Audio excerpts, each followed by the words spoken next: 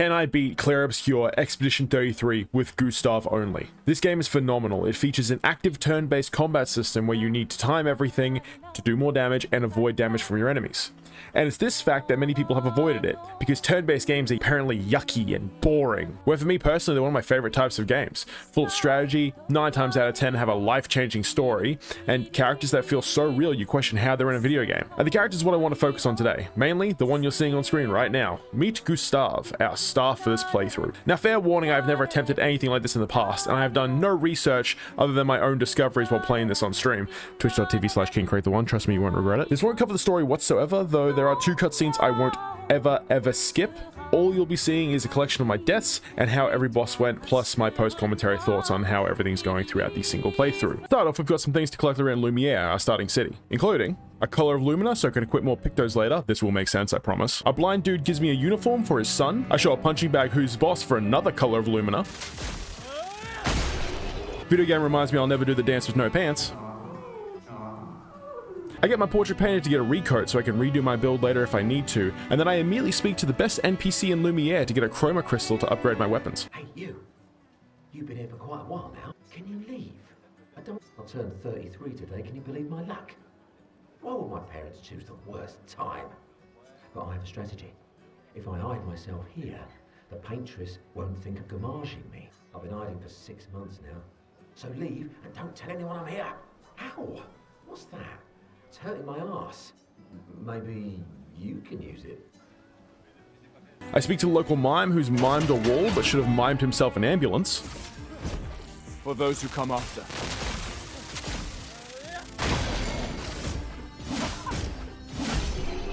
And after a cutscene that really sets the tone for the whole damn game, which I'm not going to show you because you should go watch it yourself. It's really good, it's really fun, play the game, we're at the pre-expedition festival. I get a token to get one of the 3 gifts you can get before setting off. I get a journal to jot down the amount of bullshit I'm about to go through. I find the dad's kid and he gives me the red uniform as a gift. Luckily his father realized this kid would grow to be my size. That sounds really bad out of context. And I challenge my L to a rematch to get the last token.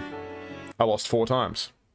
And it's now that I tell you that I am on the hardest difficulty, Expert, which does not, and I repeat, does not fuck around. And you're going to see just what that means, because if your timing and dodging is not on point, you aren't going to live to regret it. If that's not your style, there's no shame on playing on the lower difficulties, but for me, that's not an option.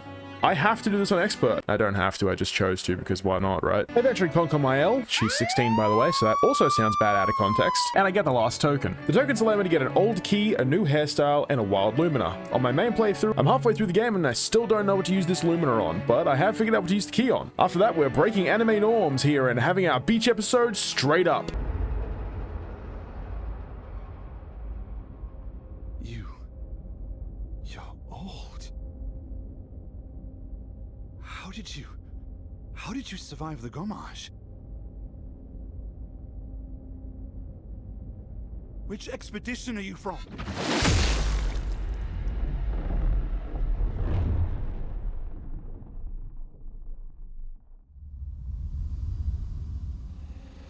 Fall back! We didn't notice the sign. Needless to say, Expedition 33 got violated. With the remaining members countable on one hand, we get to work immediately.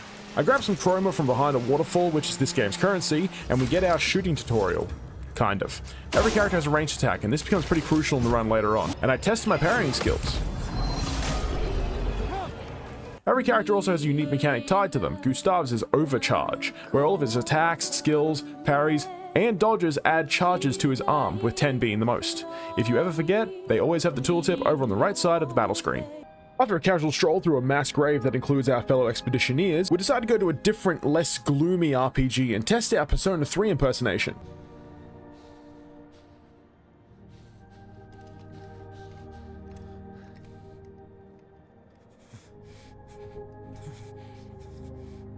Persona!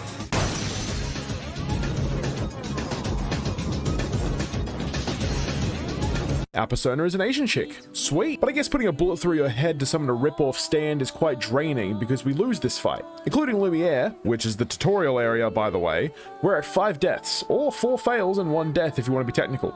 I decided to forego my life as an edgy high school student with a gun and decide to keep being GUSTAVE. For our efforts, we are awarded the Dodger Picto. Pictos are equipable items that give you increased stats and extra abilities. Dodger, for example, gives you 1 AP or action points when you perform a perfect dodge once per turn. Action points are required to use your character's skills, like Overcharge, and you expend 1 AP every time you shoot an enemy as well. After 4 fights, an equipped Picto's ability is permanently unlocked and free for the whole party to use, as long as you have the spare Lumina to activate. We acquire Lumina from leveling up and by using all of those color of Luminas we've acquired and will acquire throughout the game. If you've ever played Final Fantasy IX, it's basically that. Reaching our first flag, we can increase our respective attributes.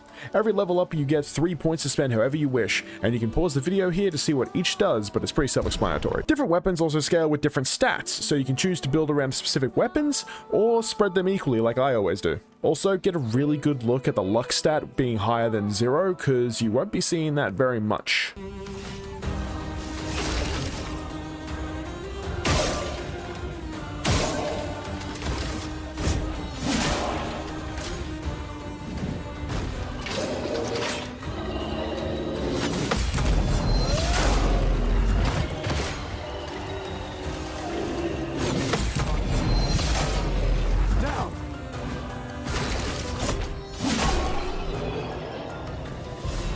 The fight I just showed gave us a new weapon, Lancer. Most weapons in the game have special abilities of their own as they themselves level up, but for now all this is just a stronger weapon for us. We pick up the critical burn Picto, increasing our critical chance by 25% versus burning enemies. Not too fantastic for us as we have no way to actually burn enemies right this second, but I equip it so I can unlock it permanently. Running across this beautiful landscape, we make our way to another mime,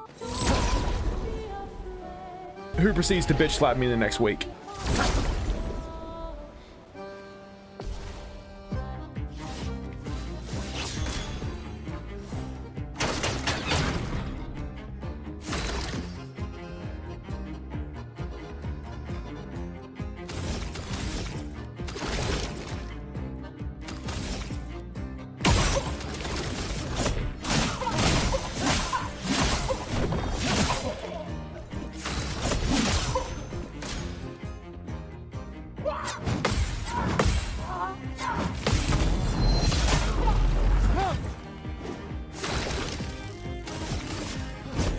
For those who come after.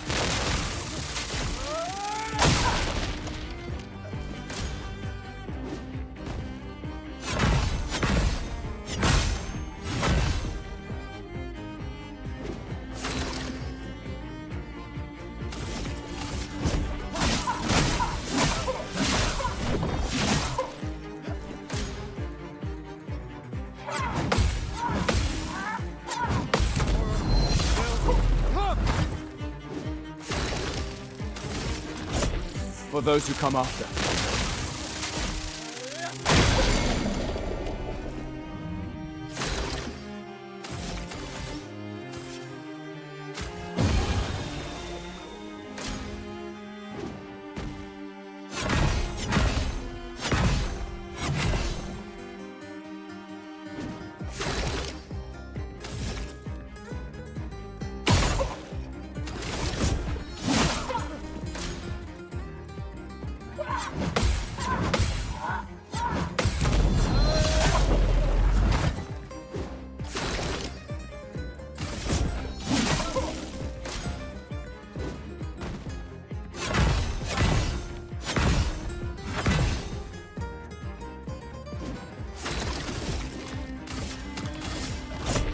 For those who come after.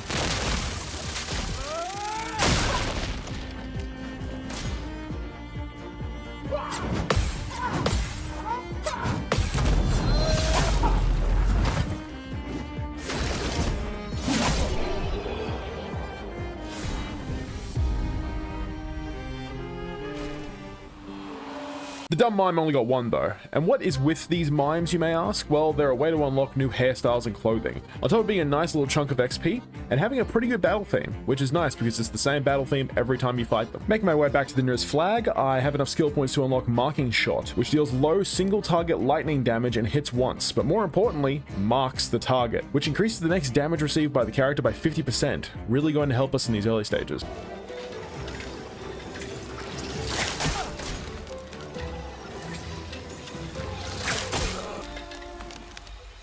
So as embarrassing as that was, an important thing to note about some enemies, namely the ones on screen, is their flying. Flying enemies have an extremely low chance to be hit by physical attacks, skills included, and must be shot using free aim.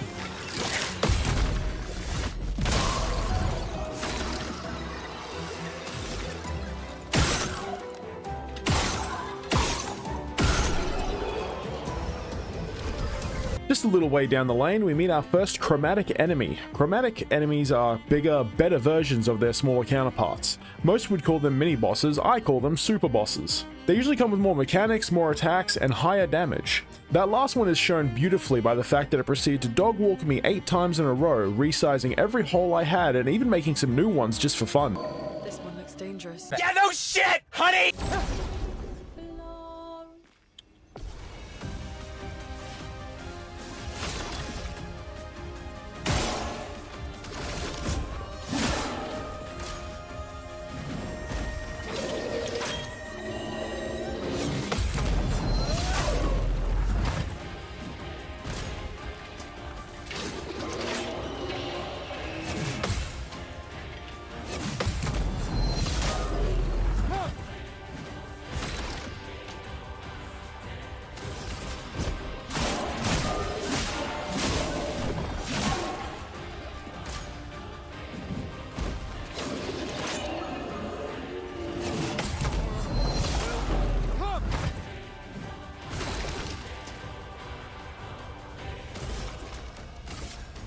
Take him down.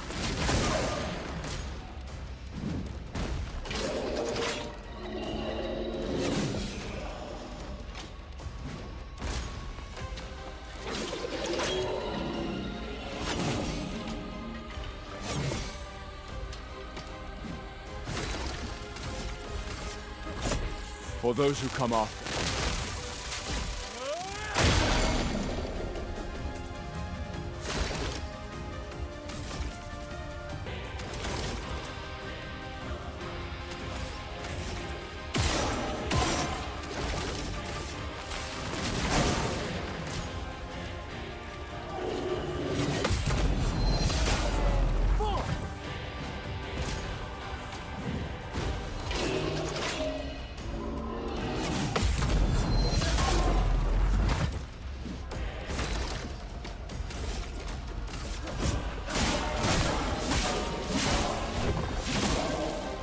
Oh, fuck.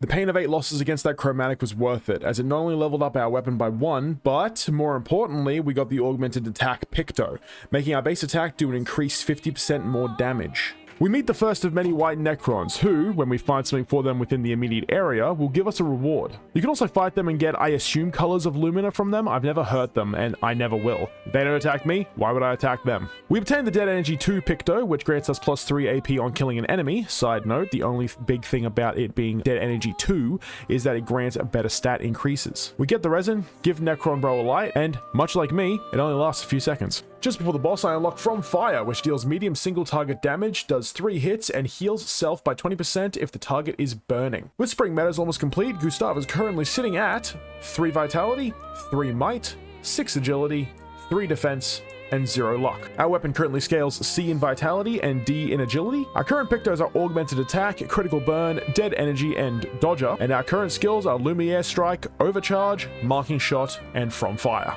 And Powerful, which I forgot that I unlocked, but it just gives you the powerful status, which makes your attacks stronger. The boss then proceeded to kill me 5 times.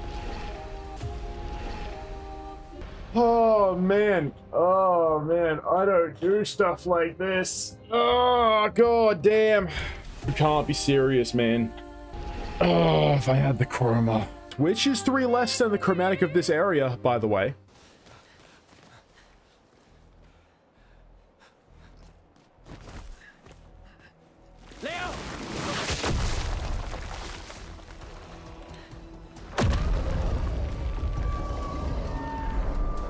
Lune, quick, say something every guy wants to hear. Fuck. It's big. Nice one. Fall back. Putain de merde.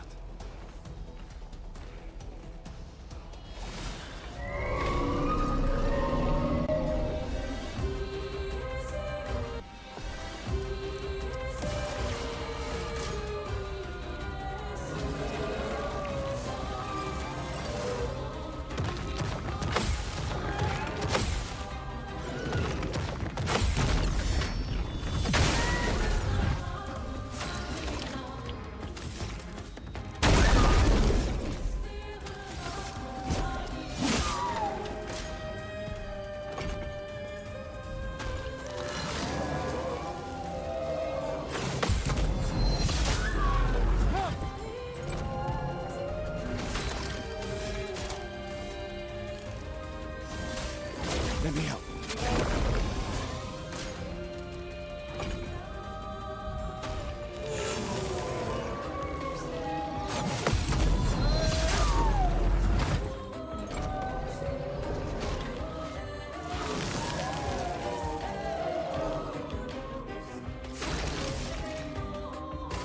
Take him down.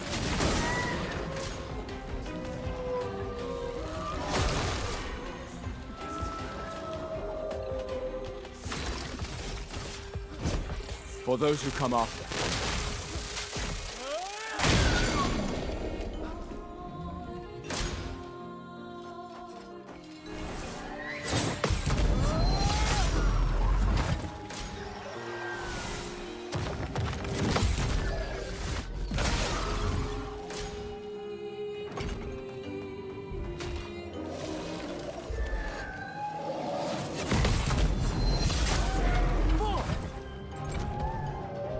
Careful. He's building up chroma.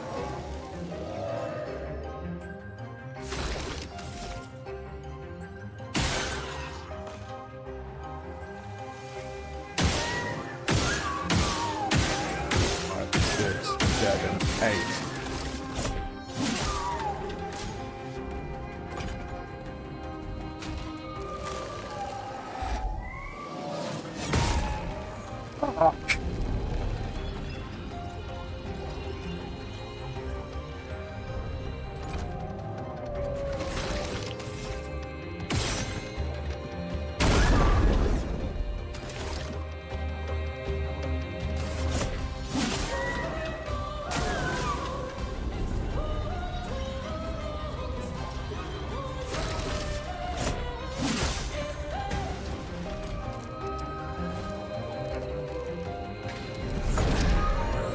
So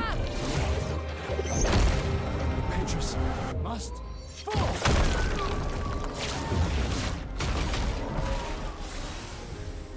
here's the unfortunate thing. If I didn't get hit right at the end there, I could have gotten the achievement for not taking damage during a boss.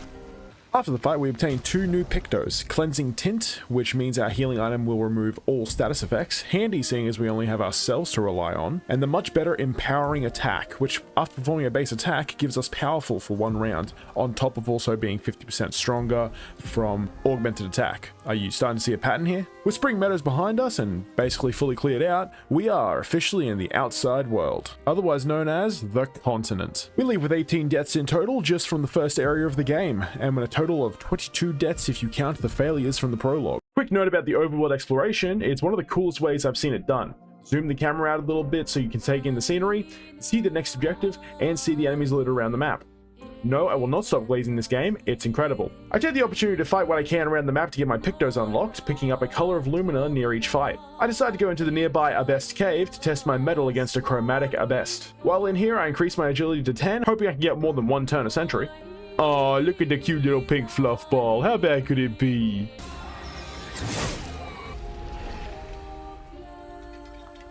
Little did I know, Abest Cave shared the same geological position as the alleyway where Bruce Wayne's parents died, because the same amount of trauma entered my body from seeing the amount of damage he did to me. Which, fun fact, I actually ran the calculations and it turns out the amount of damage he did to me was way fucking more times than my current health.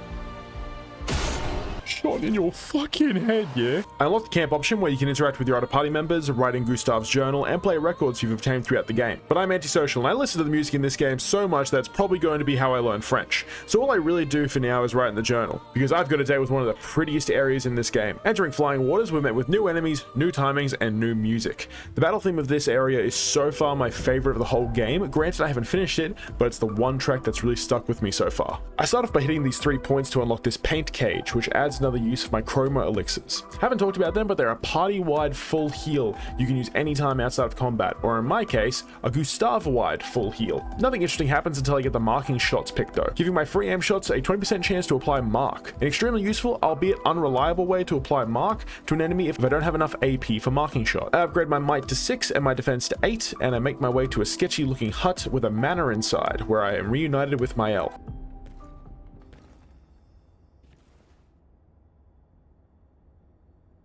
Mael?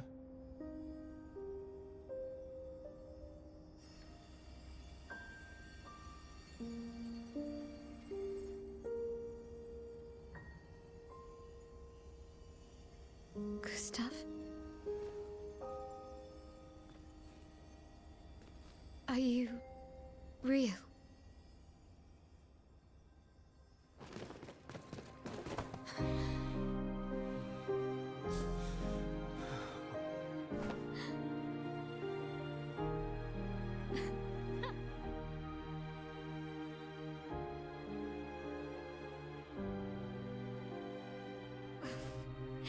Well, you sure smell real enough.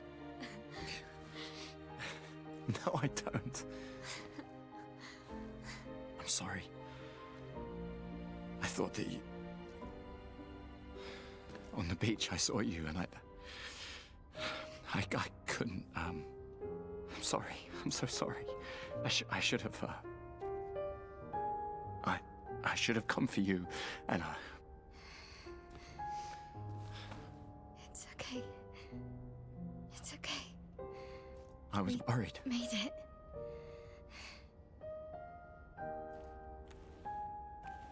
How did you end up here? I don't know. It's all a blur. I remember everyone at the beach. Then I woke up here.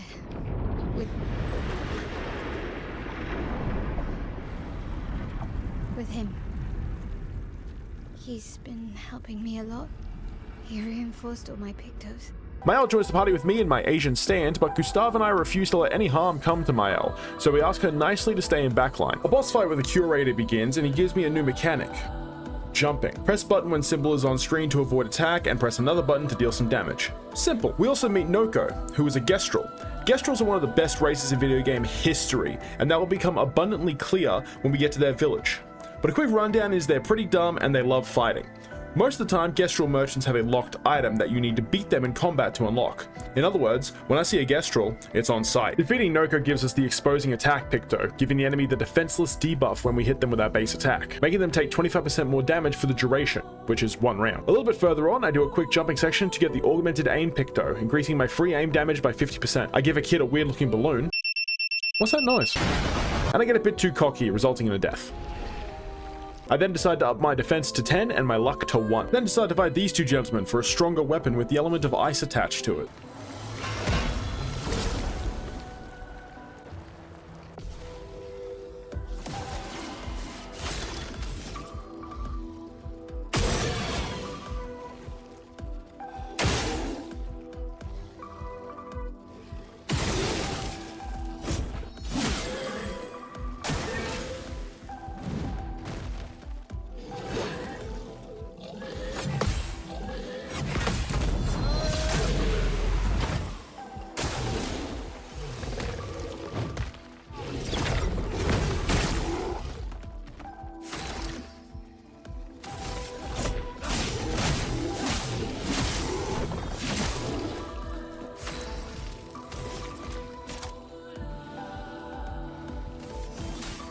Let me help.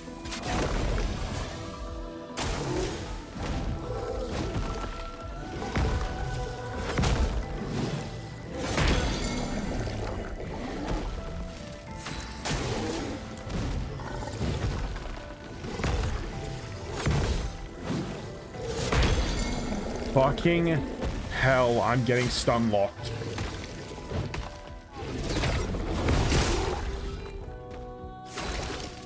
Half wasn't gone, so that's good. For those who come after.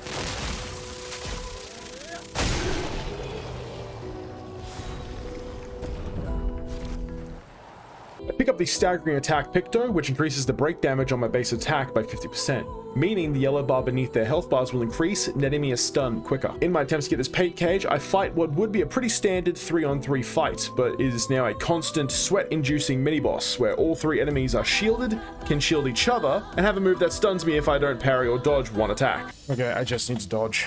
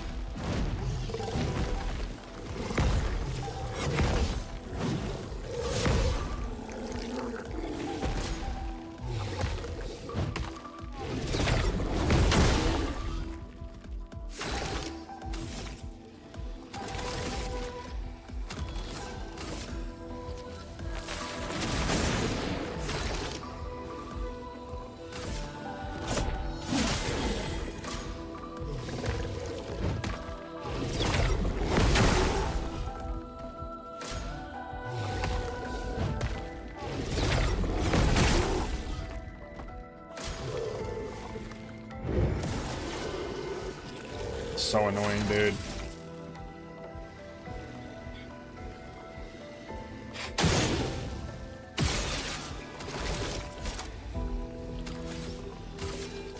Take them down.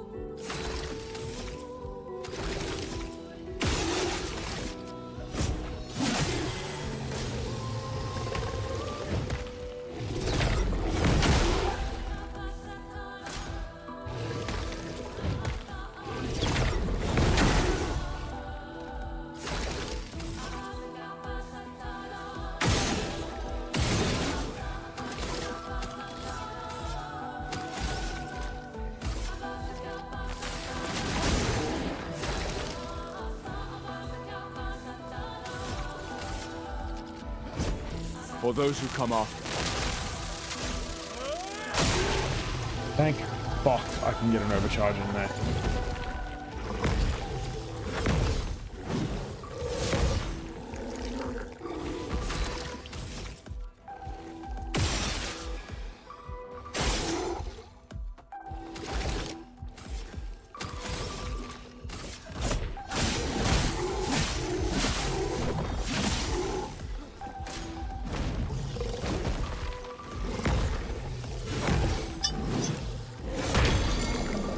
God!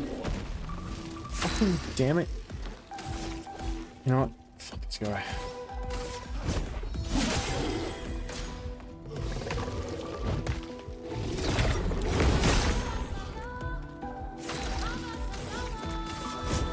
For those who come after.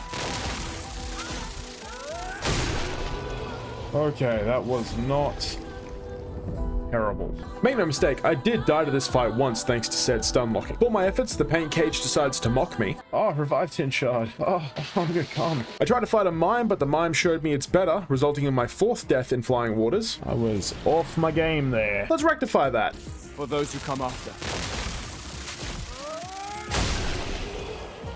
I then fight what I thought was going to be an impossible fight. You see, the Burgeon boss eats your party members, and I thought going into this, it would just eat me first turn, and that's that. I can never fight this enemy ever, resulting in me missing out on some really good stuff. But that's not the case. Seems as though the Burgeon will never consume you if you have one party member. No Final Fantasy X eject PTSD coming my way. It still kills me though, so I go eat something, forget about its existence for a bit, and remember I have to fight another chromatic. Oh wait, this is the trumpet dude. Oh, fuck my asshole, dude. No.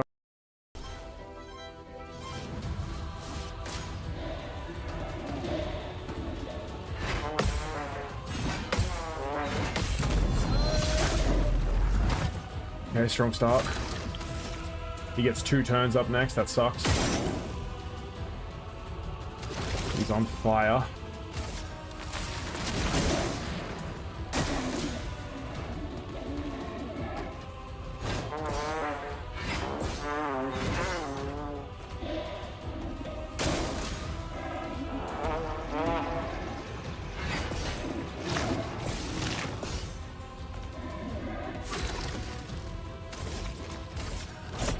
For those who come after.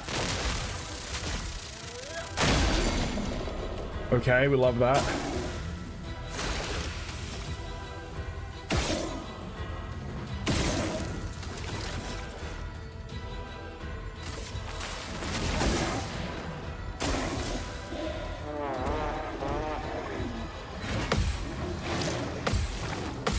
Ooh, I'm schnutty with it.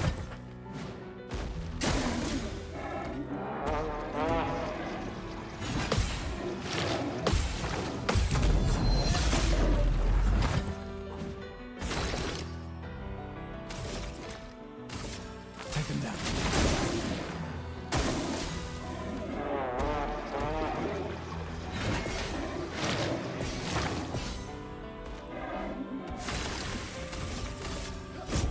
For those who come after.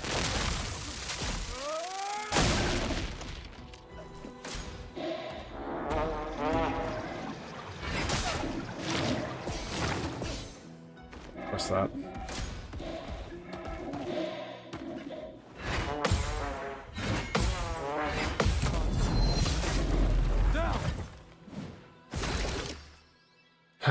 Okay,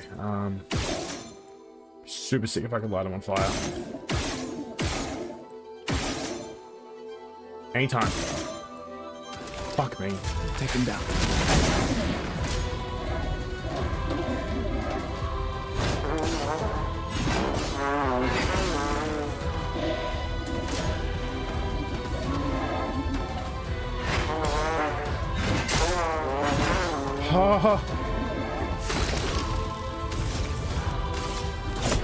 For those who come after.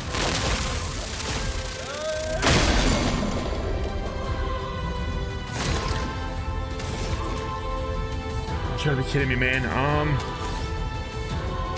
don't know what the correct thing here to do is.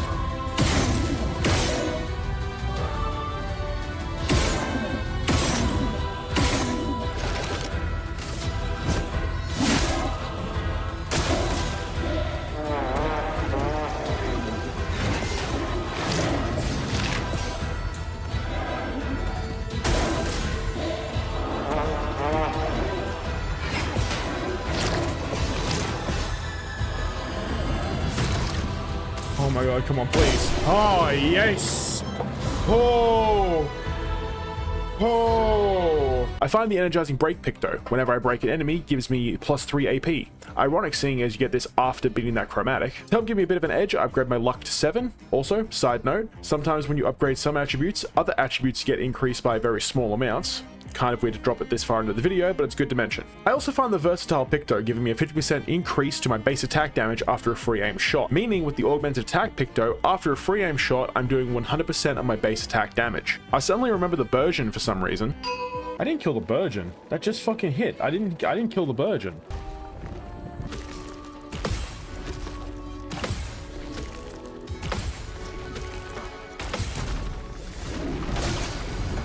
Did that, I'm confident in being able to parry. The rest of it, I fucking ain't. Especially this 3-hit.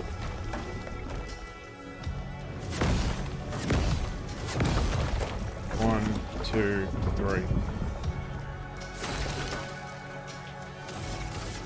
Wait, can I mark him? That would be fucking spectacular. I got 4 chances.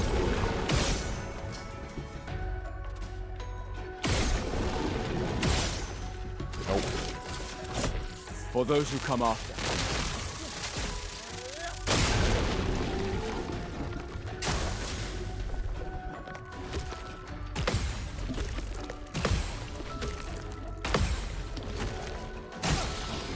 Damn it.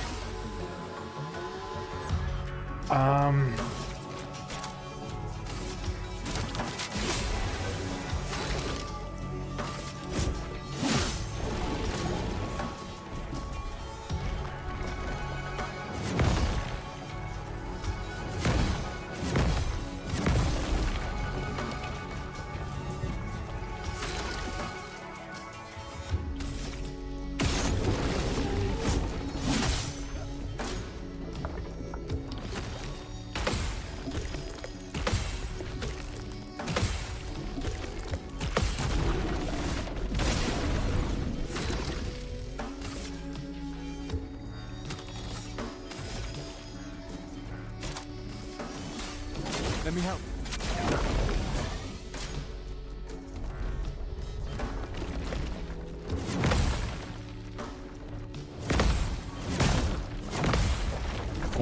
Almost.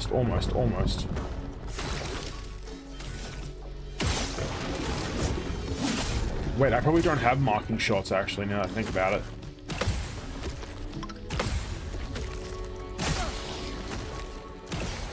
Not risking it. Just straight not risking it. I can do this. And then... For those who come after.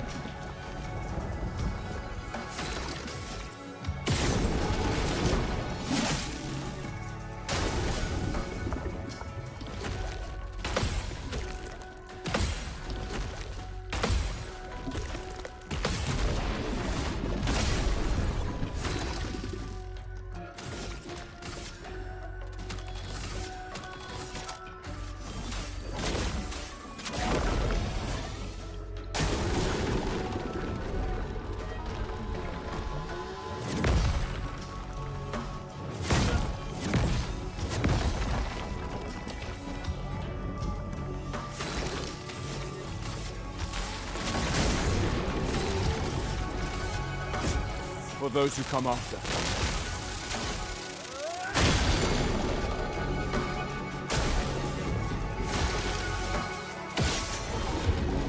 I do have marking shots, fair enough.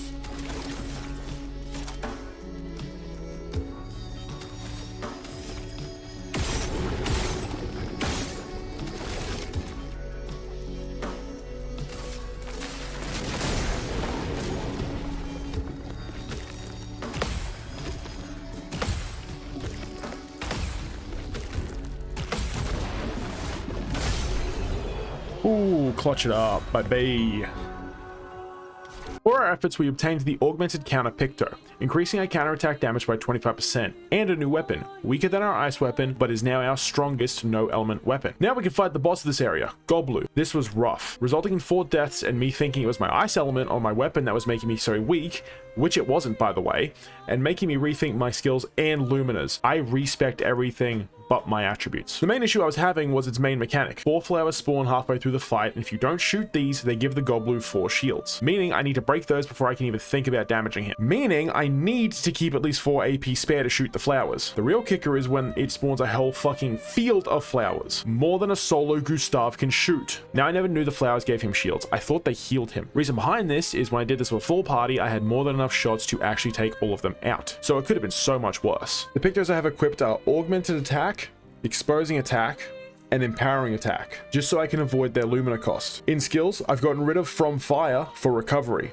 So instead of relying on the enemy being on fire, if I run out of healing tints, I can recover as long as I have the AP spare. And I've also thrown Shatter in, an attack that deals high lightning damage, can break, so I'm not always relying on overdrive, but if Shatter does break, it fully charges my overdrive. And with Shatter costing 5 and overdrive costing 4, you can dish out disgusting amounts of damage if Shatter stuns and you have full AP. My free aim shots have 50% increased damage, a chance to burn, and a chance to mark. My base attacks have 50% increased damage, 50% increased break damage, give me powerful for 1 turn, and give my enemy defenseless for 1 turn. And after doing some research, the 50% increases to damage are multiplicative, meaning if I shoot an enemy before hitting them with a base attack, I'm not doing 100% increased damage, I'm actually doing 125% increased damage with my base attack. If you're ever lost on what's triggering, look to the bottom right above GUSTAVE's portrait, as after every action, the appropriate modifier appears. On top of all that, because I had the spare Lumina, I also equipped Dodger.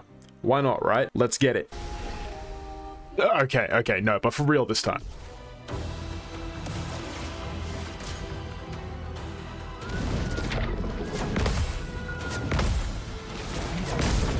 Fuck you, dude. Woo.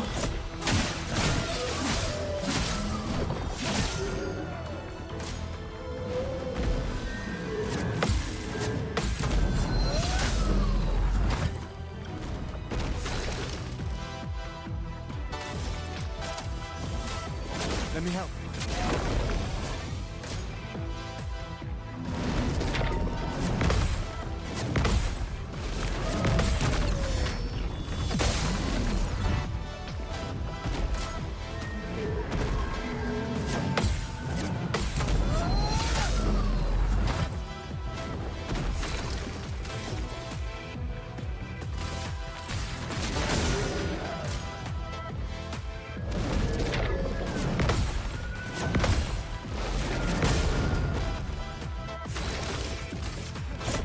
For those who come after.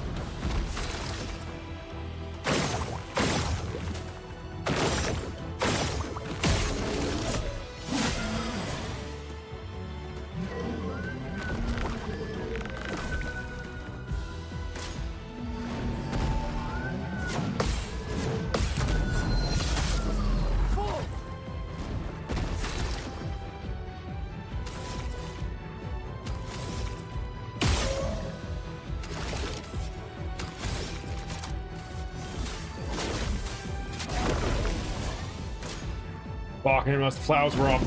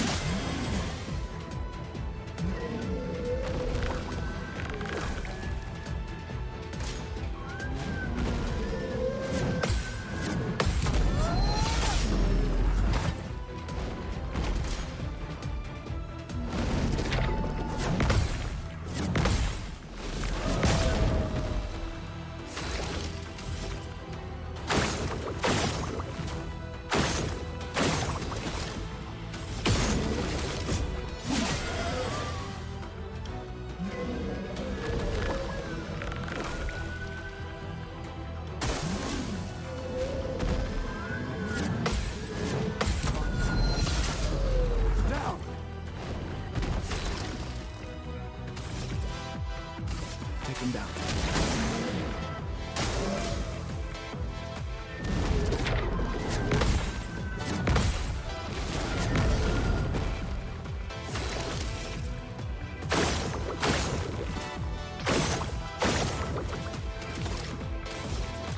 Don't enough forever charge, I don't enough fucking shatter.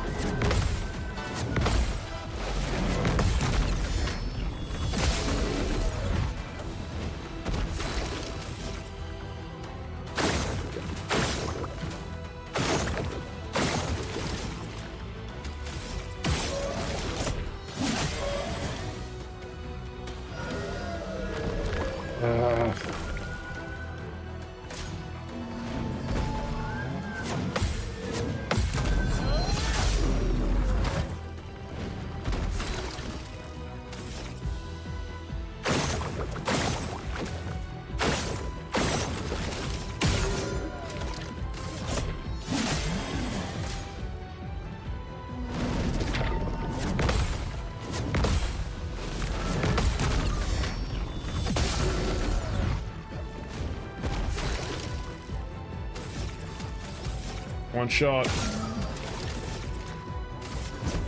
For those who come after.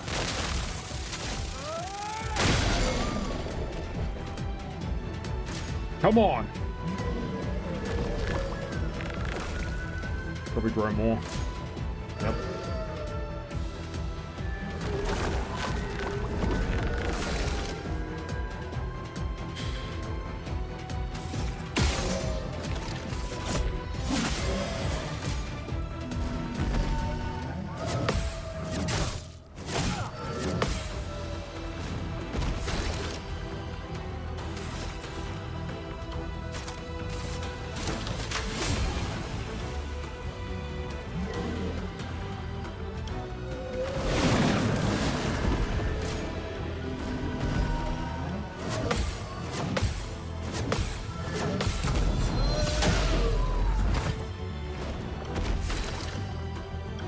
Okay, so...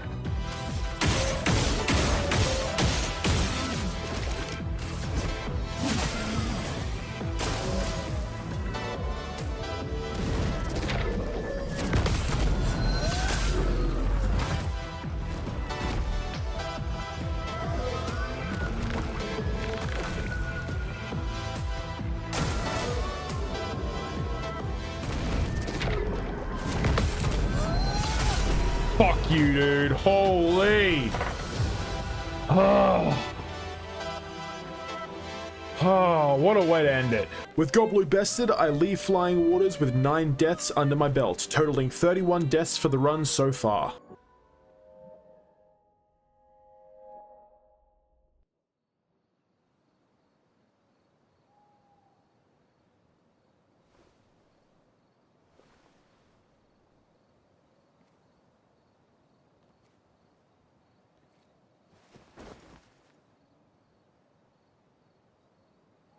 Still too far.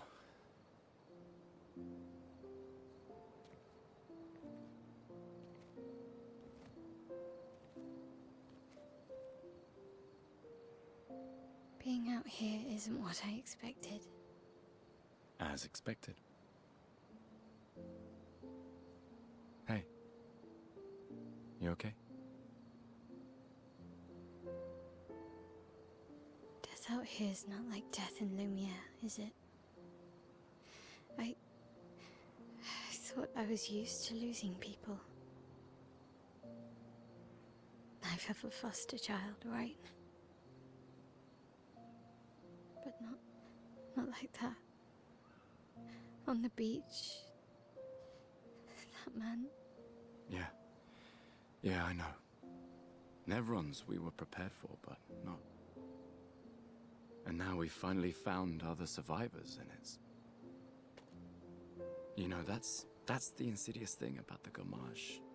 It's predictable, almost gentle. It makes Lumiere complacent and accepting, but... The Gamage is equally violent than death. Death is just as final.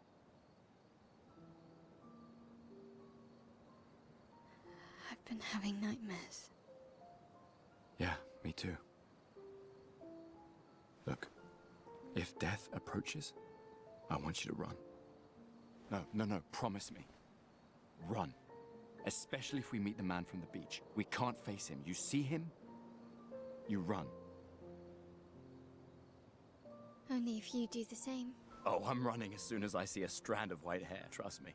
You won't even see me, I'm running so fast. Oh, please, you're an old man. I can outrun you any day. Yeah, right. There was a time when 30 was young, you know? Sure.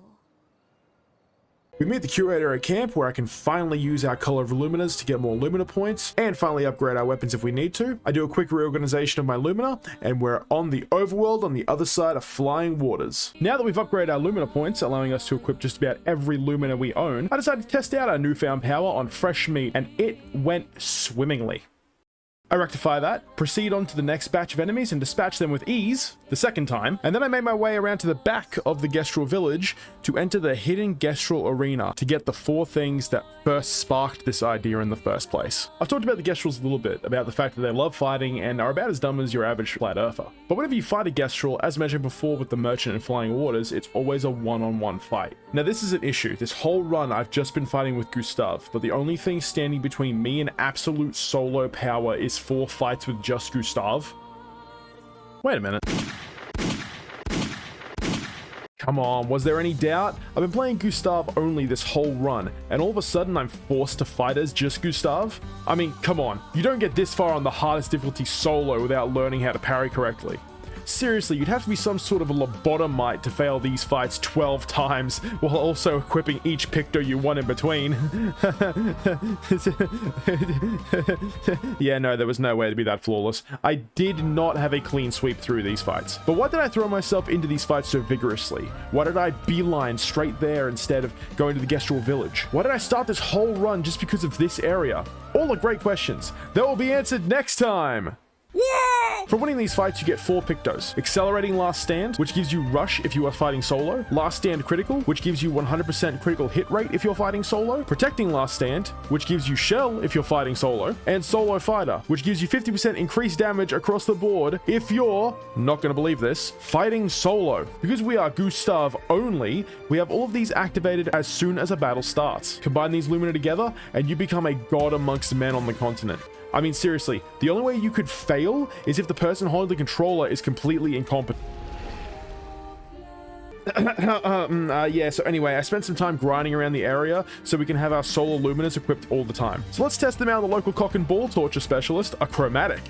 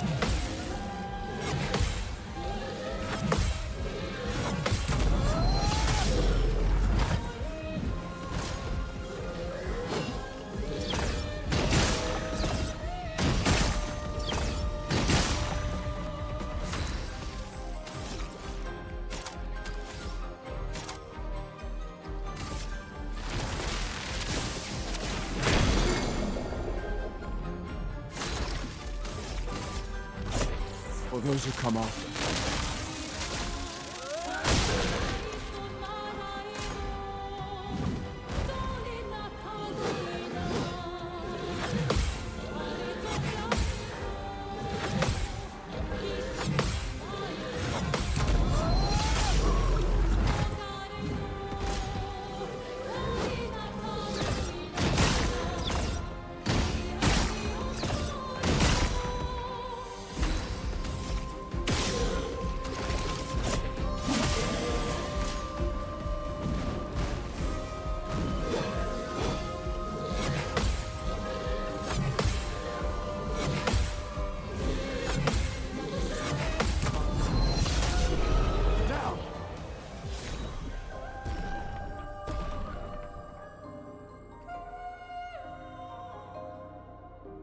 Wow, that's fucking useless. I'm still learning, but man, that's fucking useless. After that disappointment of a Picto, unless there's an auto-revive Picto that I don't know about later on in the game, I take a quick trip to camp to spend my Lumina, and we start moving towards the Gestrel village to meet with the Gestrel chief. Upon entering the Redwoods, the area leading to the Gestrel village, I see this little fella, which I need to try and beat for some very much needed upgrade materials. Ooh, I don't know if I can kill this thing in time, actually. The reason I say that is because much like the Metal Slimes in Dragon Quest, he flees after a certain amount of turns. So I'm officially on the clock.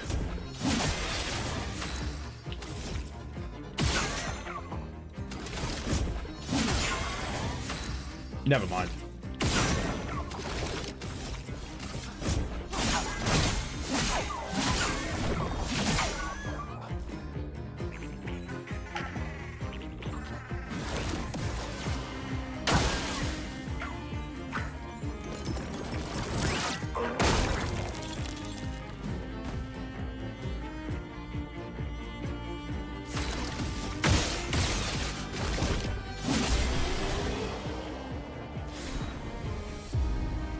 With our head held high after Patank being easier than I thought, we obtained the energizing jump Picto, giving us 1 AP on a jump counterattack. Moving on, I take a quick climb down here and acquire the Burning Mark Picto, which applies burn after I hit a marked enemy. Couple that with the Marking Shots Lumina I always have equipped, and Gustave's Marking Shot skill, I now have a consistent way to burn enemies. We fight the cobbled together mech suits the Gestrels have made, who, yes, do use their dead partners as weapons, and at the end of each fight fall over as a final fuck you to try and kill me. I remember why I hate this fucking area. That's right, it's the goofy ass looking weapon. So it's cobbled together with duct tape and dreams. I encounter another mime and immediately treat it like I have all the rest.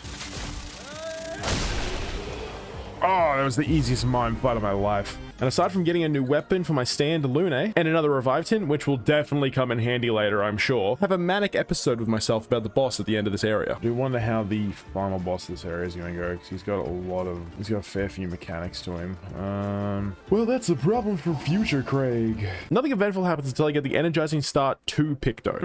Energizing Start, yummy, yummy, gimme. Meaning I now get +1 AP at the start of battle. Might not seem like much, but it helps more than you think. I get nothing of note for the rest of my time in Ancient Sanctuary, which is shocking because I swear I remember more Pictos being here. My current stats are 16 Vitality, 14 Might, 14 Agility, 13 Defense, and 0 Luck, thanks to Last Stand Critical always giving me 100% critical hit chance. My weapon scales with Vitality and Agility. Current Lumina's on screen, but a quick breakdown for you. When fighting solo, I have 100% critical hit chance, gain Powerful, gain Shell, gain Rush, and deal 50% increased damage. My free aim shots can mark enemies, burn enemies, and deal 50% increased damage. My base attacks have Lifesteal, deal 50% more break damage, and grant me Powerful on hit. My general buffs are 35% increased counterattack damage. I burn marked enemies when I hit them. My healing tints also cleanse any status elements from me. I have 25% increased critical chance against burning enemies. At the time, I did not realize this was a waste of Lumina. I gain AP when an enemy is defeated. This is a waste in boss fights. And I gain 2 AP when damaging a marked enemy.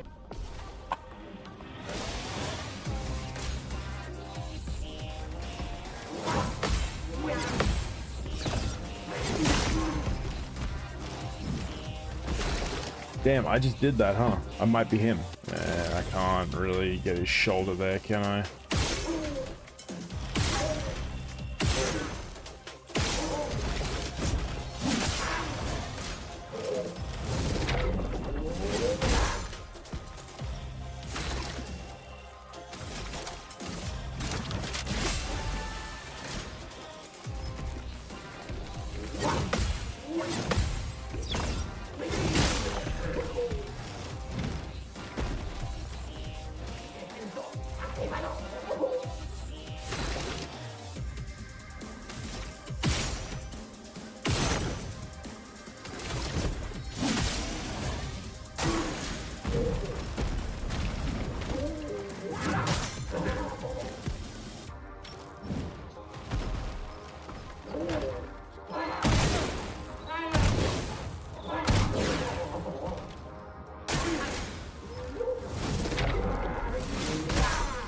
Same thing.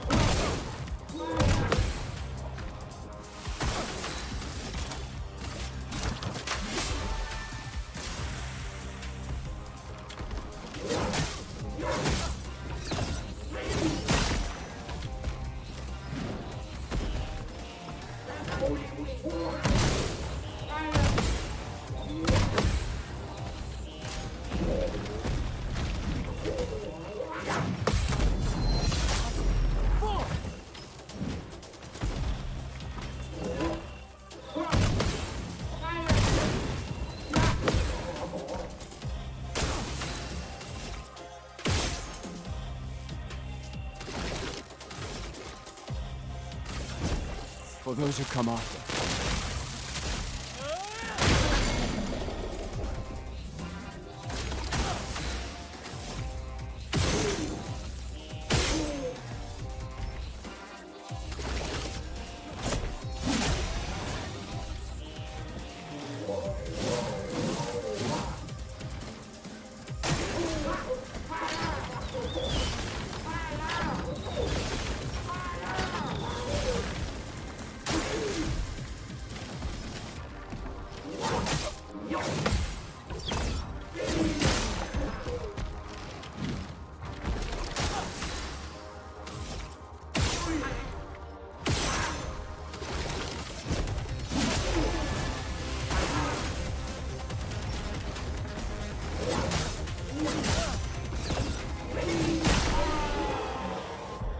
That's horrendous. That was a horrific display. For our efforts, we acquire the Breaker Picto, giving me 25% increased break damage, which is also added to the bonus break damage from Augmented Counterattack 1. A few steps away, we also find the Stun Boost Picto, giving me 30% increased damage on stun targets.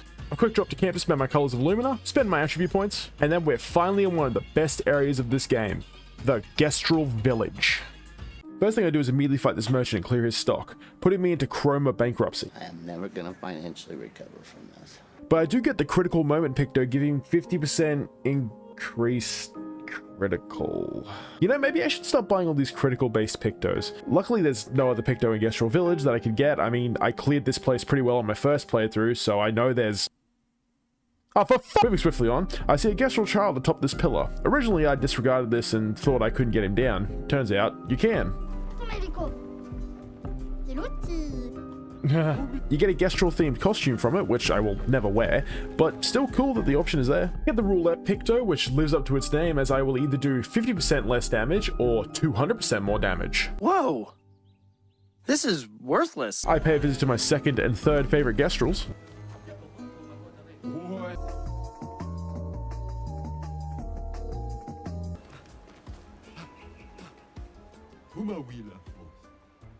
The developers really know how to put the perfect amount of humor in an overall depressing yet fantastic story. I take a trip through the door and once again ring the banner. Hitting these 3 switches, I unlock a hole in the floor and the devs found out what I look like on my birthdays. They apologize for giving me a shape of energy to upgrade my energy tints. We find a hole which leads me to a hairstyle for my L and a really cute secret. I believe the people in this painting is the team from Sandfall Interactive. And fun fact about them, their team consists of 32 members, one of which is their dog, Monoko. Monkey see shiny, monkey can't get shiny, monkey rage.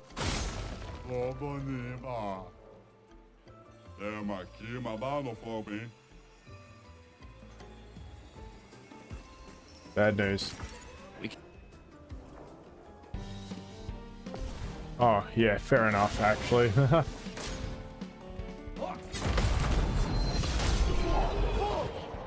So I haven't talked about why we're actually here in the Gestral Village. Basically, we need help from one of the strongest creatures in existence, Eskia. But the entrance is blocked by a large Gestral who won't move unless we tell him the password. The password is only known to the Gestral chief, Golgra, who will only tell us the password if we win her tournament, and in turn, defeating the champion of the Gestrals. Fun fact about the tournament, like every other Gestral fight, it's all done with one character, and the Gestrals we fight are the same as the ones we fight in the hidden Gestral arena.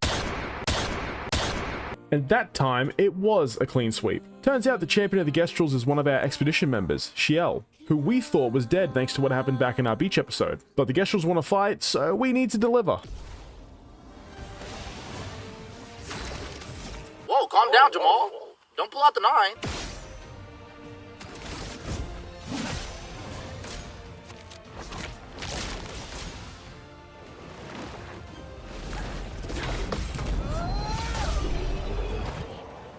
Holy shit, you fucking killed her, dude! Well, we would have had another party member, but I forgot it was a play fight, so we'll just have to carry on with our solo journey with her ghost cheering us on. With the password acquired, we continue on to Esquia's nest. We need Esquia because he is capable of swimming us across the ocean, as well as other upgrades later. But we're too heavy for him to carry, so we need to go find his rock, Flory, so he will have enough strength to carry us across the waters. Yeah, look, I don't understand it either, but he's honestly one of the best characters in this whole game. His area, though, not a whole lot to do here, but fight up a tank, fight a mime, and whatever this is. Huh. For some reason, the specific area is deep enough to do this. He does tell us that Flory was taken by his neighbor Francois, and Francois is a turtle rock thing, so this will be easy.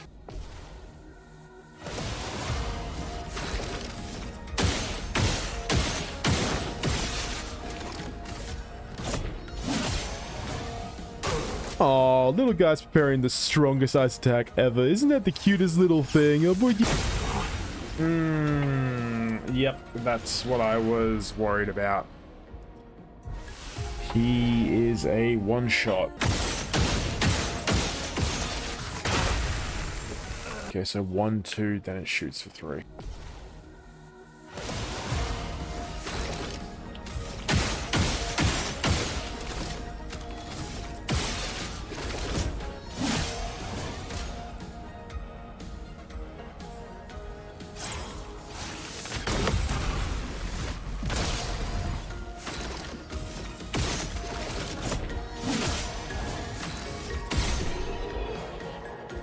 Damn, turtle got hands. Also, no rocks. Turns out Esquia was playing a practical joke on Francois. Because when I think practical joke, I think send a bunch of randoms to commit atrocities on my neighbor. It's not all bad though. We acquired the augmented first strike picto, increasing the first hit we deal by 50% once per battle. And a little down the way, we get the energizing start 3 picto, which does the same thing as the others, but gives us more health. Esquia does indeed know where Flory is, and he's more than willing to help us get to it. As we can now ride on Esquia's back, crushing all blue rocks that lay in our path. And now we proceed to Stone Wave Cliff. Fight! We actually need to go over to an optional area called Yellow Harvest, where we can find a plethora of things that will help us along the way. I take a quick second to equip the Exposing Attack and Energizing Break Lumina, and I choose to admire the incredible set piece of this Neveron eating this mountain. Thankfully, we never have to fight that thing, although I really want to. This being a harder optional area, we take a second to gauge just how difficult the fights are going to be in here.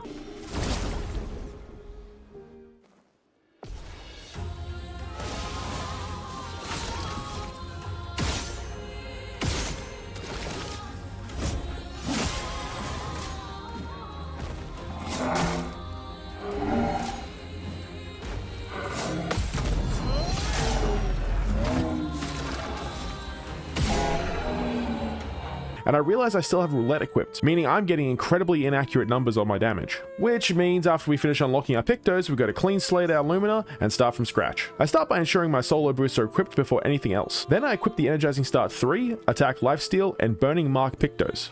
I do this not thinking about the bonuses they give. The only really good one here is 320 health from energizing start 3, but doing this allows me to save 45 Lumina I can put into other buffs. I then proceed to equip the following Lumina shown on screen. Don't worry, before the boss of the area, I will do another rundown of what I have. Don't worry, before the boss of this area, I will do another rundown of what I have, but you can pause here to see the Lumina active if you wish. Moving on with Yellow Harvest, from that first fight, we actually got a new weapon, Goltaram, a weapon that deals earth-based damage. I'm pretty sure all, if not the majority of enemies in here heal from earth damage, so to confirm this, I did some testing. I started with Lanceram equipped, as that has the highest base damage of all of our weapons.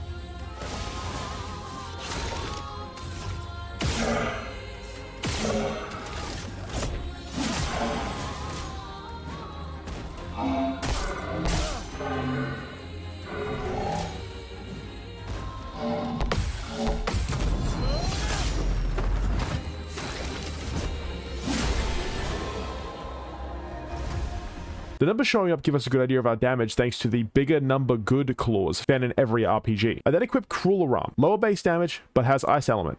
I thought everything here might be weak to ice, so let's test it.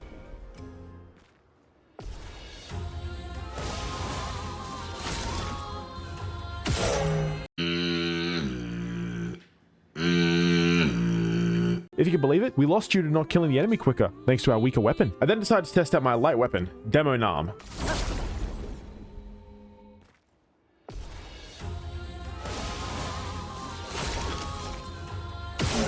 Which unfortunately still turns out to be weaker. I do like the red that appears with every swing though. Weird to mention this late in the video, but the particle effects and the effects on weapons and abilities are just spectacular. Makes every fight a joy to watch. Hectic, but a joy. We didn't die this time thankfully, and we make the call to go back to Old Reliable. Entering Yellow Harvest proper, we run down to this fine looking gentleman who gives us our much needed second death in Yellow Harvest. We rectify that, give his brother over yonder a good smacking as well, and find quite the odd picto. Death Bomb. Now, as you can tell by reading the name or by reading it, Death Bomb could be quite the devilish little picto. I could equip 2 party members with only Death Bombs and active Lumina, skip their turns, and when they die, which they easily will, thanks to them being such low level and having no attribute or pictos equipped, they'll damage all enemies for me. Which is why we need to add the clause of I can only do damage with GUSTAVE, meaning Death Bomb can't be used in this way. Now, let's run with the timeline where you say, okay, I'll make an exception for Death Bomb only. You can no longer parry or jump over jump attacks, due to the fact that if an attack hits everyone and you parry, it states Expedition 33 performs a counterattack, meaning your walking IUDs did damage other than blowing up. When you jump, you press R2 to deal damage. Unless all you do is jump to avoid the attack, you'll be using your pocket pipe bombs to deal damage other than blowing up. So I decided it's best to just save Death Bomb until much, much later. I bitch slap a mime. Sorry, let me just... a mime bitch slaps me. I rectify that, and after a lot of running around, we're at the boss. Again, not a whole lot in Yellow Harvest. I was kind of shocked at that. Now, thankfully, past me went through all of his menus, so let's run through it real quick. Currently, Vitality sits at 16, Might sits at 20, Agility sits at 16, Defense sits at 14, and Luck sits at a whopping 0, thanks to always having 100% crit when fighting alone. Luckily, my Lumina haven't changed that much, meaning this is still a very accurate depiction of my current Lumina, yes, including the useless ones. Only real additions here are Death Bomb. When GUSTAVE dies, he Ishmaels and stabs from Hell's Heart for one last fuck you, and Energizing Break, which gives me 3 AP when breaking an enemy. The latest addition to my skills, however, makes things truly interesting. Strike Storm. Delivers high single target damage for 6 hits. Critical hits generate 2 additional charges, meaning we're always getting fully charged overdrive from Strike Storm due to us always having 100% critical hit rate. Along with taking Shatter in, which fully charges our overdrive when we break an enemy with Shatter, the potential to end this boss quick is ridiculous. So that was a fucking lie.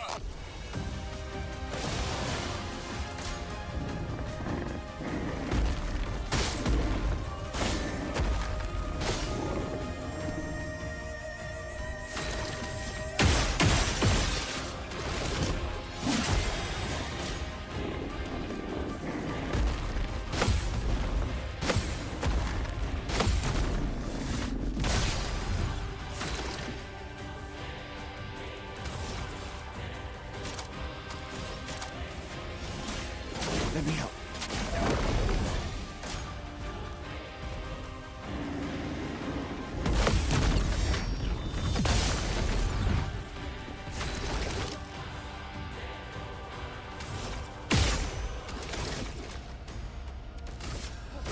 Break the cycle!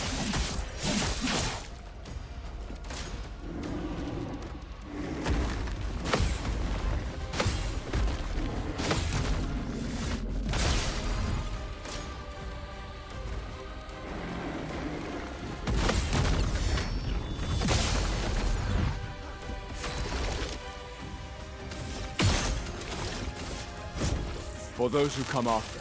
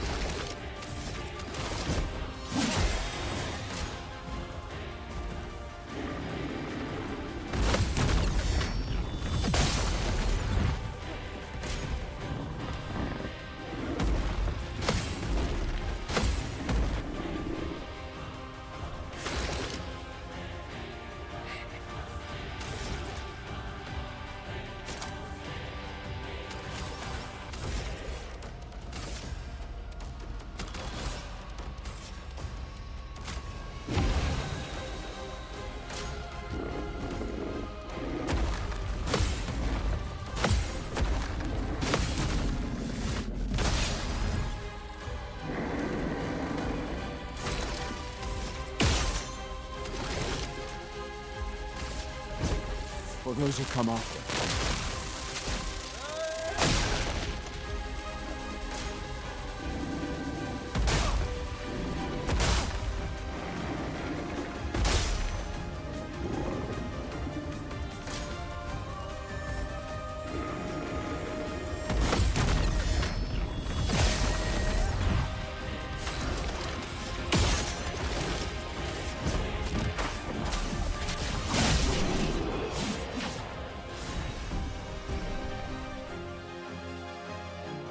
For our troubles, we get the energizing attack Picto. Now we gain 1 AP every time we use a base attack. I venture around for a bit and take a dive down this hole, which turns out to be a mistake because these nightmare creatures thoroughly and oh so delicately stomp my shit in. 3 times, and with that I decide that they are a later problem. I drop back to camp as I found an overworld boss that is quite tanky, requiring me to focus up. And due to the length of the fights now, I've decided to try and condense this fight down as best as I could, as this fight is just a bump in the road and doesn't really mean much in the grand scheme of things. Now luckily the burgeons don't eat me.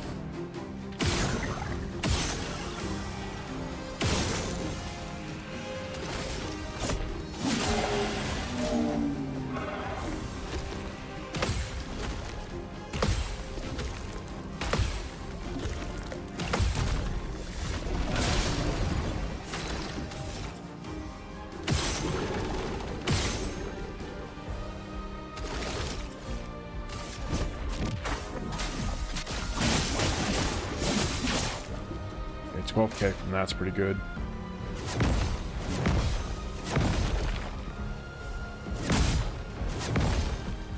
Okay, not bad damage either. Not bad damage.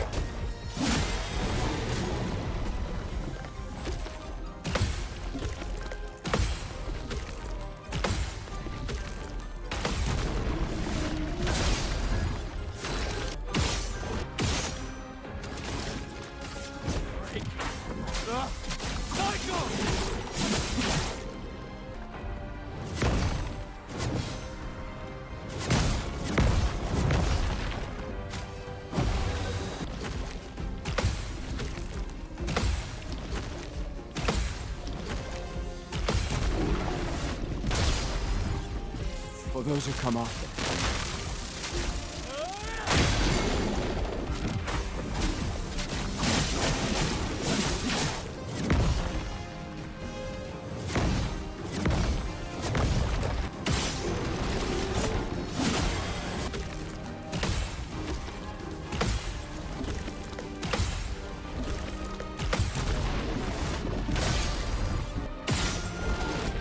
For those who come after.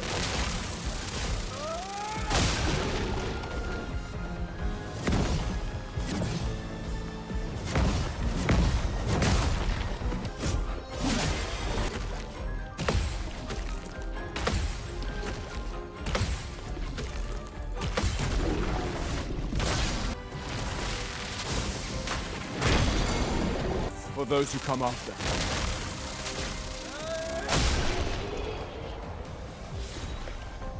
Behind it we find the healing parry Picto, healing 3% HP every time I parry. When I'm on my A game I can consistently parry, and now I can consistently heal. I run around the overworld for a little bit, grabbing the energizing start 1 Picto. Does the same as the others, but with higher health increase. And finally, no other distractions stand in my way of getting Flory for SKA so he can carry us across the ocean, onwards to Stone Waves Cliff. Starting us off, I decided to go back to the base expedition uniform and hairstyle for GUSTAVE. I just really like this fit. We see whatever this is. Beat up some walking rocks and get the I'm not this in real life Picto, allowing us to take 50% less damage, but we can't be healed. Living up to the name of the Picto, you have to be damn sure of yourself if you equip this one. A little bit down the way from Rockman, we get the Breaking Counter Picto, giving us 50% more break damage on counterattack. Handy for sure if my parrying is on point. I hit the 3 points for this pain cage and get a new weapon, Delaram. Albeit weaker, it does give me the option of a light element weapon now. This enemy proves to be a tanky annoyance.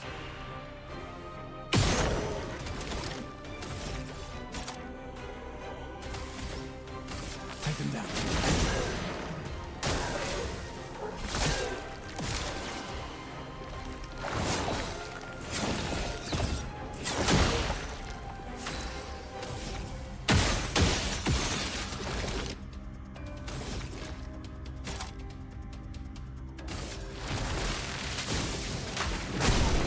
but it does reward me the Energizing Pain Picto. I no longer gain AP on parry, but I get 1 AP every time I get hit. Now, just know there's nothing wrong with equipping this Picto, but you are admitting that you will take damage, and you will be making Canard the Duck sad. I find the SOS Power Picto, which applies powerful on Gustave when he falls below 50% health. I spot a Gestural Merchant and treat him to a full course meal from my gun. And what makes this even worse is he just had colors Illumina and recoats, nothing new for Gustave specifically. Get your ass back here, boy! This Patank has an interesting mechanic that if it has another Nevron up, it takes next to no damage.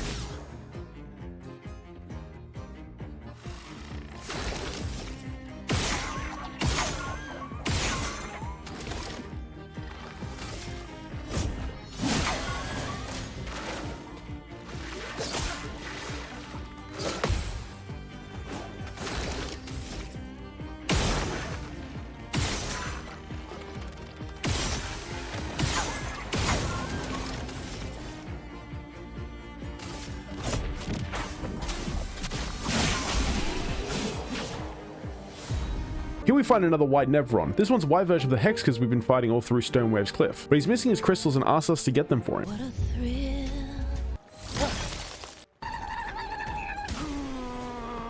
Returning with the crystals, we get the Auto Shell Picto, allowing us to start every fight with Shell active off the rip. Wow, big lady. Disappointed! A less bigger than you were in the open world just then.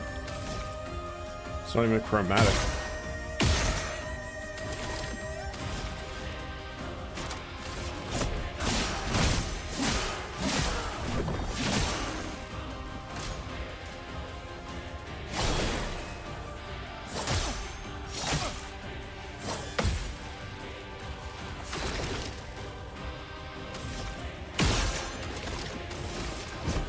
For those who come after.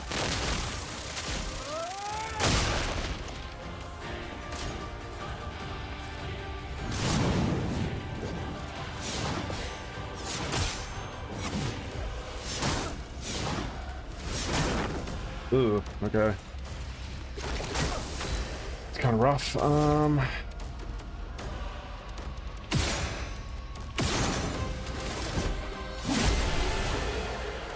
Defeating the fake big lady, we are rewarded with more risky Pictos. Perilous Parry gives +1 AP on a parry, meaning, with every parry, I'd get +2 AP now, but all damage received is doubled. And after a quick jumping puzzle, we get the Breaking Shots Picto, giving 50% increased break damage with free aim shots. I find a path off to the side just before the boss that I originally didn't find in my previous playthrough, which maybe I shouldn't have found as it resulted in my first death in Stonewave's Cliff. I take a few seconds to admire the water physics and the overall look at the landscape from this cliff after my intense ass whooping. Once again, this game is gorgeous, a feast for the eyes no matter where you are. We get 2 new Pictos on this path, the first of which I'm extremely upset I missed in my first playthrough. Enfeebling Mark. Marked enemies deal 30% less damage. With how easy it is to mark enemies and how many turns they get, this is huge. And Healing Tint Energy. Whenever we use a Healing Tint, we get 1 AP. Nice. With nothing left to explore in Stonewave's Cliff, I do one last increase of attributes and it's time to fight the hardest boss of the run so far.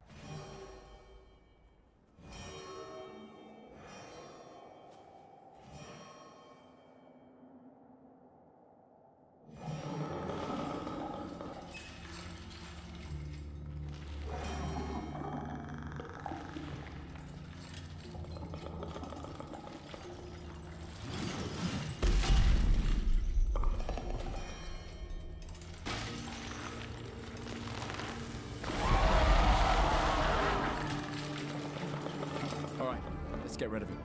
The rock should be nearby. Have you ever been met with an impossible situation? It's not like just as it gets to you, it's like odds stacked so against you, you wonder how you were cursed to be in such a place. Gets 2 attacks for his 1, that's kinda... He had 4 turns in his 1. Then, when you finally make progress...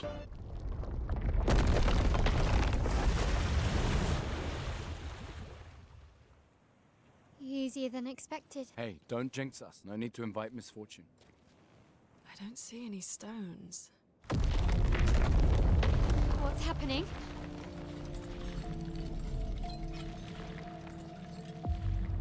Misfortune.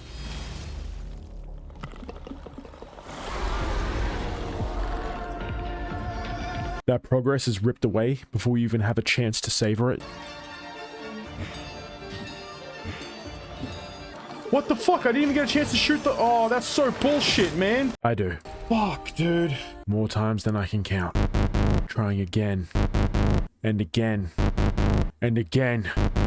And again. But I never let the failure stop me.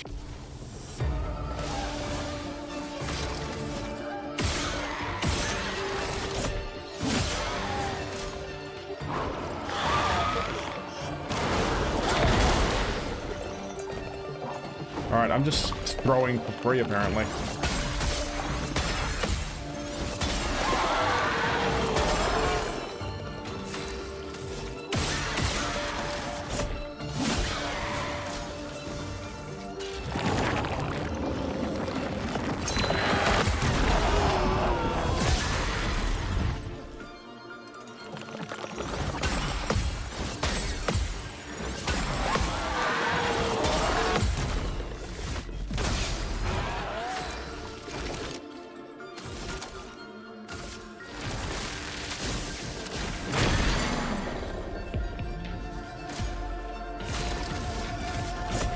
For those who come after.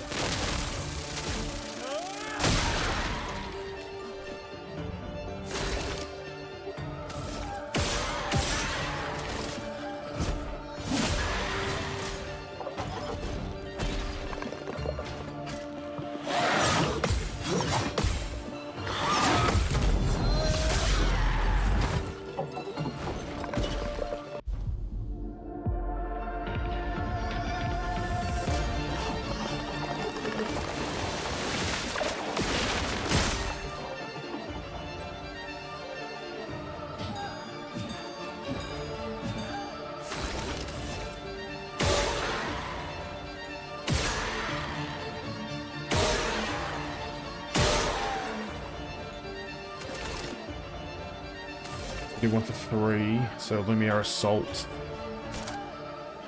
Powerful, probably powerful. Just give me a little bit of help.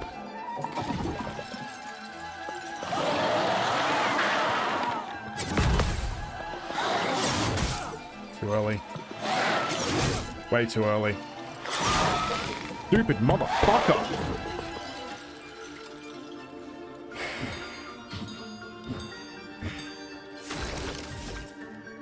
I have enough. Fuck, I can't remember which one it was now. Thank fuck. Alright, he's gonna get 2 turns, so he might get stored off.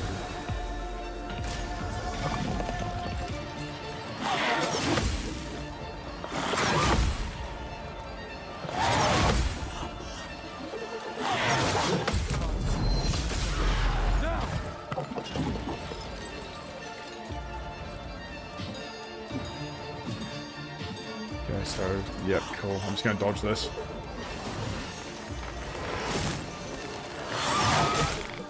Fuck you, dude.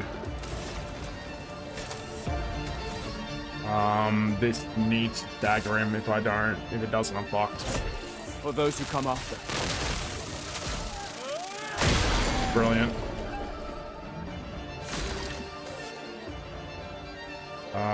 Yeah, I need a healing tent. How many do I have left?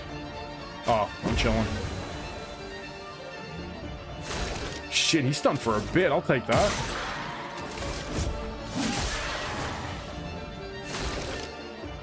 Okay, he's no longer stunned. Let's mark him. Take him down.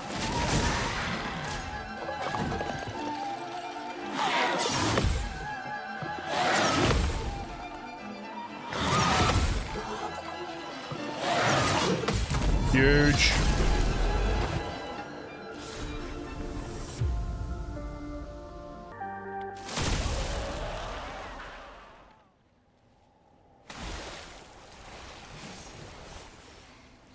Is it really dead? Looks like it. Is this it? Oh, Flory. All right. Ready to sail like a snail. Just jump, mes amis. It's not that high. We can finally cross the sea. You don't happen to have some wine stashed away, do you? Wine? Hey, you can do this. I hate water.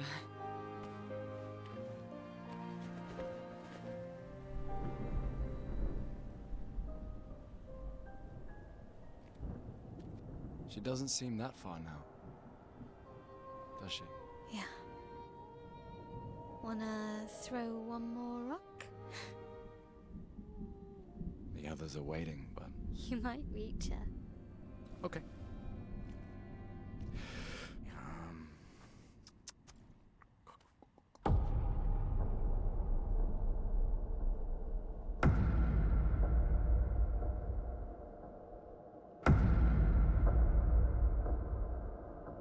Ooh, what about that one?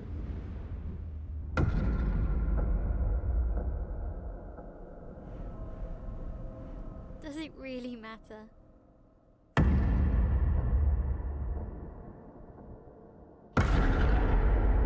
Well, you know, like I always say, it's not about the rock. It's more about... Gustav.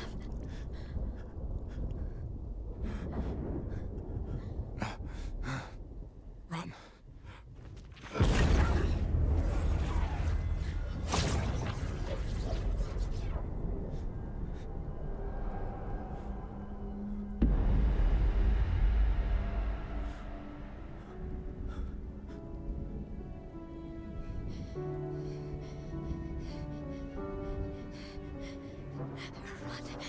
Please run.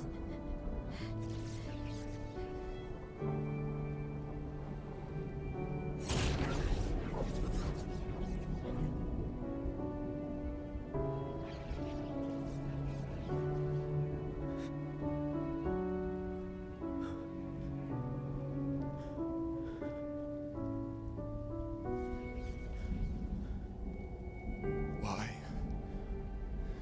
Why are you doing this?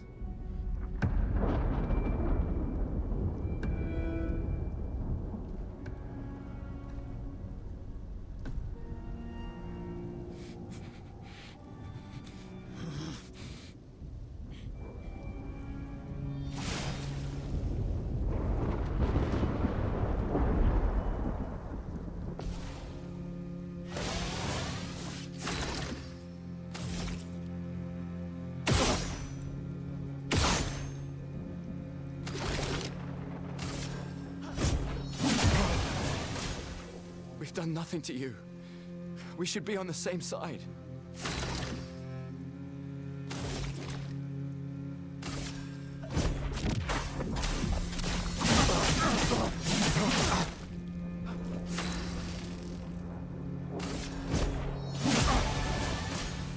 Let her go.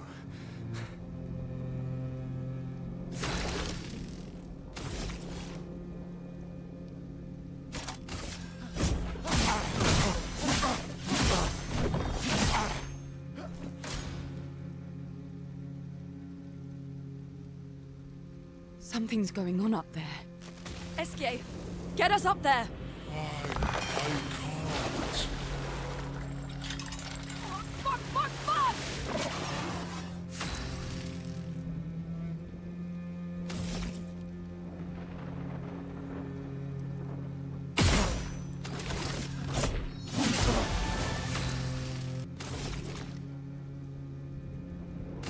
Take him down.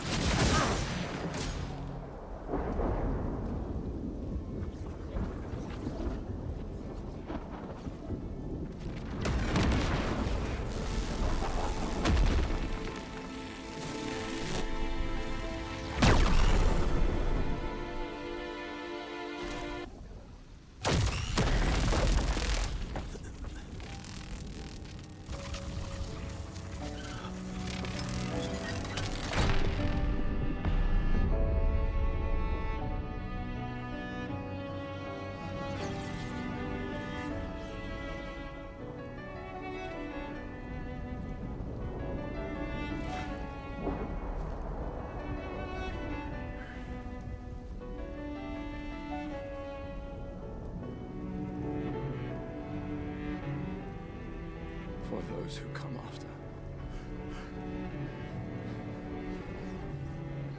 Right? No. You promised! No.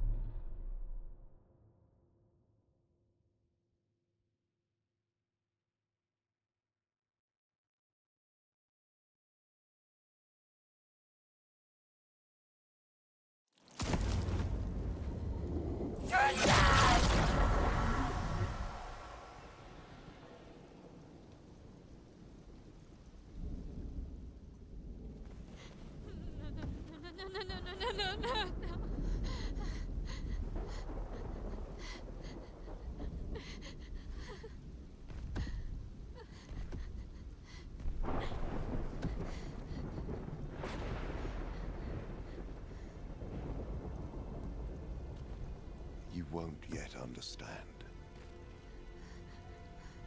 But this is a kindness, not a cruelty.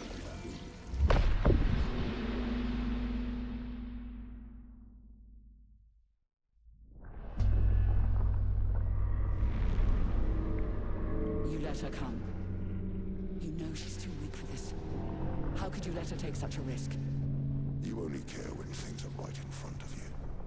My sweet child, you were supposed to stay home. I told you not to worry. But since you're here now, just stay put. What are you saying? You must go home, now. This does not involve you. When this is over, we'll go home together. No!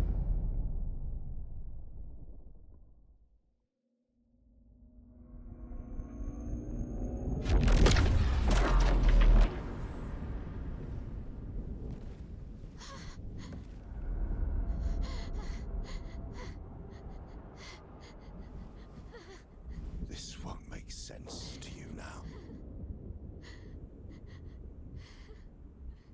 But we both want what's best for our families.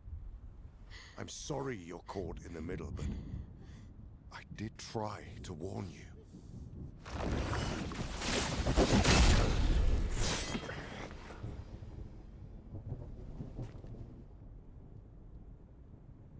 It's been a while.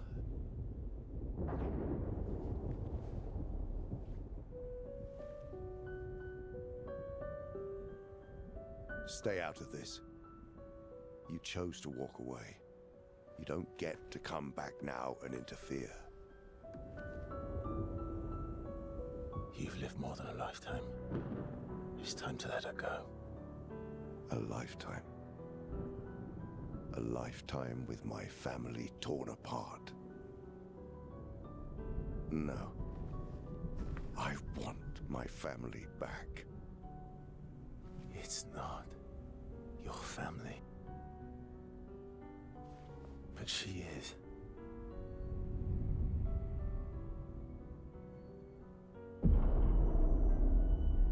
You would use her. She chose to come. I didn't make the rules between you two.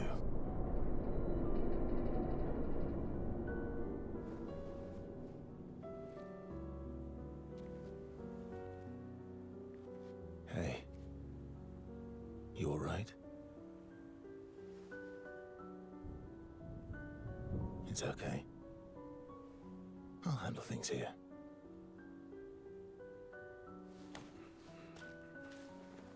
Get back to your friends.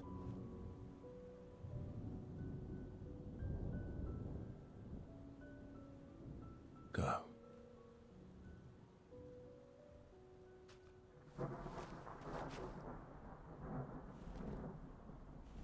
So that's it. You've set us down this path. But are you ready for the consequences? She'll never paint again.